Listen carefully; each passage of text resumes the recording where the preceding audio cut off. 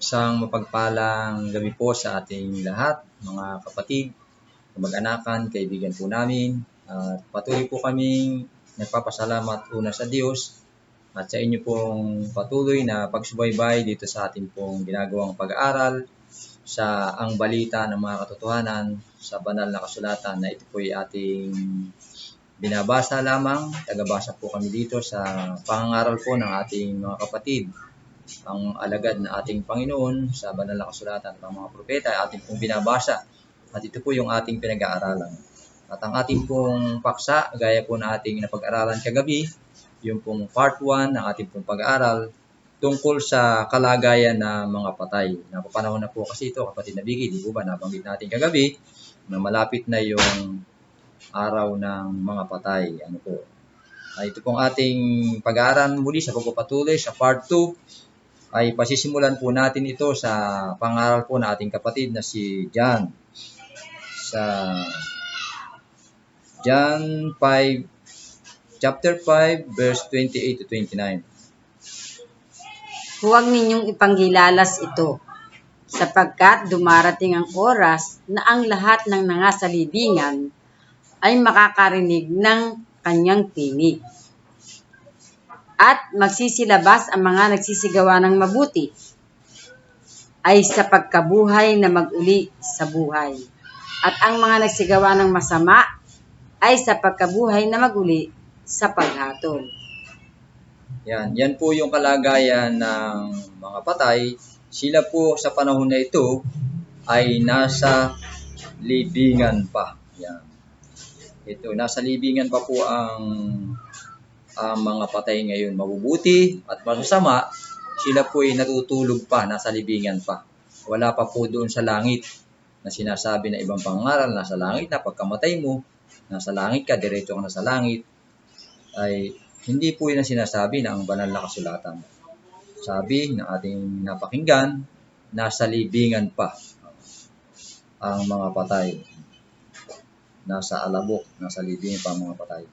At sa pagpapatuloy po na ating pag-aaral sa kalagayan po ng mga patay, ating pong basahin naman ang pangaral po ng ating kapatid na si Daniel. Daniel chapter 12 verse 2.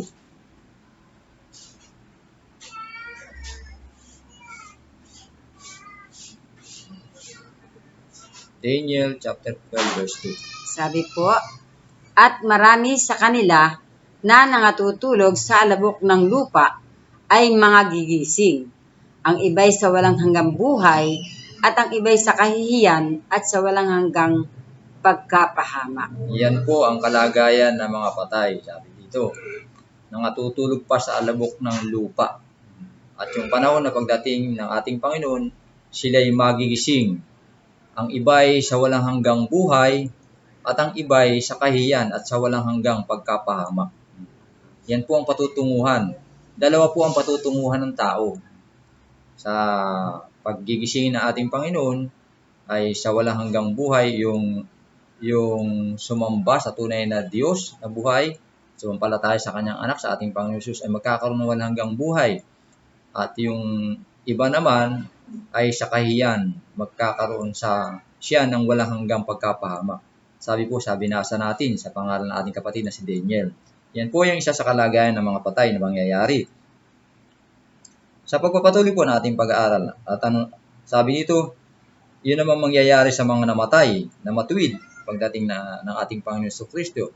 May pangyayari po na isa pang babasahin natin sa pangaral po ng ating kapatid na si Pablo sa 1 Thessalonians 4:16, chapter 4 verse 16 to 17. Chapter 4 verse 16 to 17.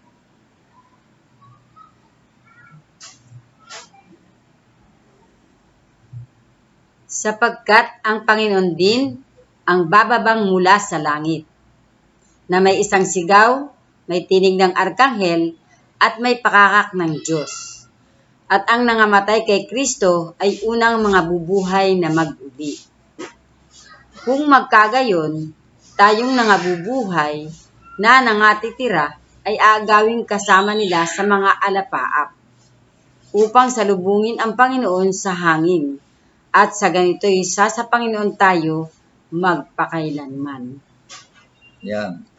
Yan po yung sasalubong sa ating Panginoon. Ang unang bubuhayin ay yung nangamatay sa ating Panginoong Kristo. Yun po yung sumamba sa Diyos na buhay, na gumawa ng langit at ng lupa, at sa ating Panginoong Jesus. Ito po yung unang bubuhayin, nangamatay kay Kristo. Ito po yung unang bubuhayin.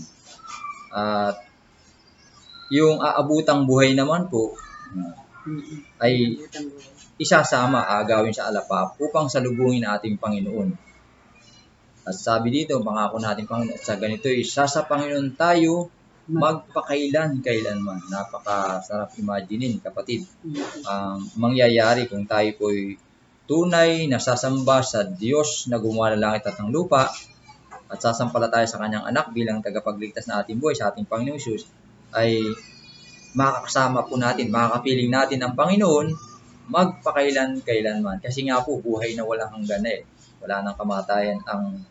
Ang pagpapala ang binigay ng Diyos sa mga taong sumamba sa Kanya. At sa pagpapatuloy po natin pag-aaral, ating pang alamin, mga kapatid, kaibigan, kamag-anakan po namin, ang mga pangyayari sa mga kalagayan ng mga patay natin pong pinag-aaralan. At paano naman ito babaguhin? Sabi po dito, mayroong mga senaryo na pagbabago na gagawin ating Panginoong Diyos. Paano babaguhin ang lahat ng nangamatay na matuwid? Sa 1 Corinthians chapter 15, verse 51-53. Chapter 15, verse 51-53. Yan po yung isang kalagayan ng mga patay. Narito, sinasaysay ko sa inyo ang isang hiwaga.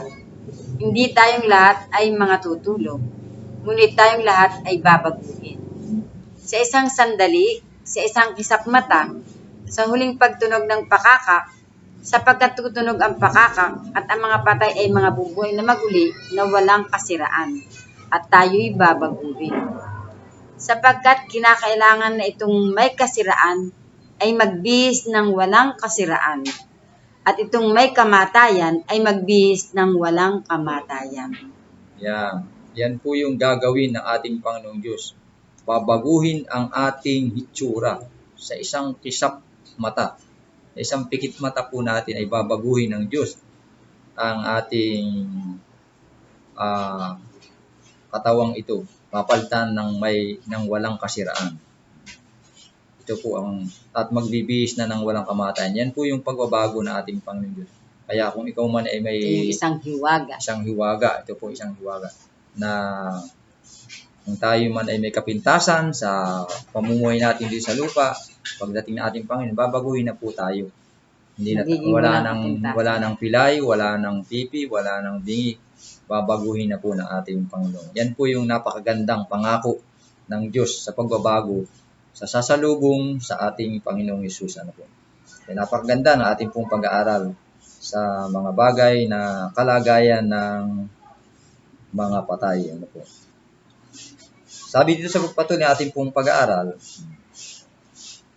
meron kasing mga senaryo na napag-uusapan na nagpapakita, nagpaparamdam ang mga namatay na kanilang mga namatay na tatay, asawa, pamilya. Ito po yung napagkukwentuhan nila. Talaga bang ito ay may katotohanan kung ating pong aalamin ang sinasabi ng banal na kasulatan. Pansinin po natin ang sinasabi ng ating kapatid na si Job. Sa Job chapter 7 verse 9-10. Nagbabalik pa kaya sa bahay ang patay, nagpapakita, nagpaparamdam. Job chapter 7 verse 9-10. 9-10. Job chapter 7 verse 9-10. Sabi po, kung paanong ang ulap ay napapawi at nawawala, gayon siyang bumababa sa Sheol ay hindi naaahon pa. Siya hindi nababalik pa sa kanyang bahay, ni malalaman pa man niya ang kanyang dako. Ayan. Napakaliwanag naman ng pangaral ng ating kapatid sa banal na kasulatan. Nababasa po natin. pag ang tao'y napunta na sa libingan, sabi po, hindi na siya babalik sa kanyang bahay. Hindi malalaman pa niya ang kanyang dako. Ang liwanag naman po, hindi na po babalik sa wala na siyang alam eh. Sabi, Wala na dinadalaw. siyang pagdalaw. Pero may katanungan ditong tatay, kumbaga, may katanungan ditong uusbong, sabi nga po. Bakit nakita ko yung tatay ko? Kanina lang, nagparamdam, di po ba? Meron po kasi isang gumagawa. At ito po'y gawain ni Satan, ni Satanas. Sabi po ito po yung gawain po ni Satan, isang bahagi po ng gawain ni Satan. Sa 2 Corinthians chapter 11 verse 14 to 15, atin pong alamin ang mga sinasabi natin mga kapatid sa pangaral nila tungkol dito sa gawain ni Satan. Chapter? 2 Corinthians chapter 11 verse 14 to 15.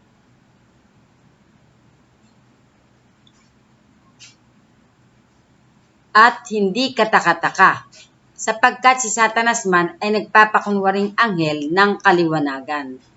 Hindi malaking bagay nga na ang kanyang mga ministro naman ay magpakunwari na waring ministro ng katuwiran na ang kanilang wakas ay masasang-ayon sa kanilang mga gawa. Pansinin po natin mga kapatid, kamag-anakan, kaibigan po namin, na ang idinidin dito ng ating kapatid na si Pablo, na si Satanas ay nagpapakunwaring anghel ng kaliwanagan. Pansinin po natin sa English, kapatid, napakaliwanag po dito.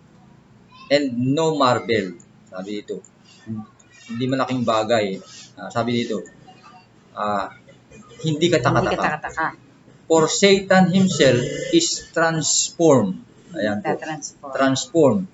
Na ginagaya ang anyo. Ayan po ang pakahulugan dyan ng banal na kasulatan. Ginagaya ang anyo, itsura ng iyong asawa. Yan po yung gawain si Satanas.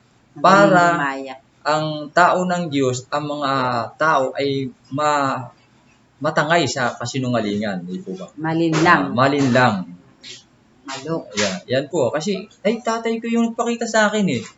Ang kasama po natin sa panahon natin ngayon, mga kapatid, kaibigan po namin, kamag-anakan po namin, ay dalawang angel. Isang bad angel, saka good angel. Yung good angel, gumagabay po yun sa mga anak ng Diyos.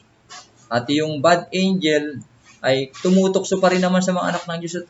At ang nasasakop nito ay ang mga gumagawa ng kasamaan. Kakampi na po ni Satan yung gumagawa ng kasamaan. Kaya yun po, kasama po yun ng bad angel. At yung good angel naman, lagi po yung nakasubaybay sa mga anak ng Diyos. Kaya ginagaya po niya yan. Sabi po dito eh. And no marvel, for Satan himself is transformed into an angel of light. Yan. Dinatransform niya, binabago niya ang kanyang anyo para madaya niya yung tao. Kaya wag po kayong maniniwala. Nagpakita sa inyo yung tatay niyo, kamamatay lang kagabi. Ay, ang tatay ko nagparamdam kanina. Tapos nakita ko nga siya eh. Yun po hindi totoo. Hindi talaga. Ginagaya po ni Satan ang itsura ng inyong magulang para madaya niya ang tao, para mabulid sa kasinungalingan. Yan po. Kaya sabi po dito sa ating pag-aaral, ito po'y paghahayag. Kaya nga po ang ating pag-aaral ay ang balita ng mga katotohanan. Dito po natin nakikita yung mga katotohanan na hindi po natin alam na ating pinagisnan na mga ganitong turo, minana sa matatandang turo, ay nabubulit pala tayo sa mga kasinungalingan. Kaya ito po, napakalagang bagay po ito mga kapatid, na maalaman natin ang mga kalagayan ng mga patay sa panahon na ito, na nagtuturo sa atin ng mga katotohanan sa banal na kasulatan. Kung atin po lang aalamin ang banal na kasulatan, ay mabubuksan po ang ating puso't isipan at mahayag ang mga katotohanan sa atin at mapapalaya tayo sa ilalim ng mga kasinungalingan. Kaya kung lulubin po ng Diyos, kami po ay muli nagpapasalamat una sa ating Panginoong Diyos sa panahon na tayo nakapag-aral muli tungkol sa kalagayan ng mga patay. At naunawaan po naman natin siguro kung atin pong ipapanalangin sa Diyos na buksan na isipan at puso natin, ay matanggap natin yung katotohanan tungkol dito sa mga kalagayan ng mga patay at kanilang mga pangyayari dito sa ating pong napag-aralan. Kung loobin po ng Diyos, ay muli tayo magkikita muli sa isang pag-aaral muli na napakalagang pag-aaral sa ang balita ng mga katotohanan. Kapatid na Bibi. Muli ay patuloy po kami umaasa sa inyong mga minamahal naming mga taga-subaybay na patuloy po kami mag-aaral tayo po ay mag-aaralan ng banal na salita ng ating Panginoon at muli ay ang dakilang Diyos po ay naglulugod sa bawat isa sa atin. Salamat po. Tayo ay muli na magpapasalamat sa ating Panginoong Diyos at ating pong hihiling muli na tayo'y patnubayan, pagpalain ang ating kalusugan, ingatang patuloy sa sakit na lumalaganap sa buong mundong ito at tayo po'y ingatan at gabayan ng ating Panginoong Diyos sa ating kaligtasan. Pagpalain po ng Diyos ang ating napag-aralan.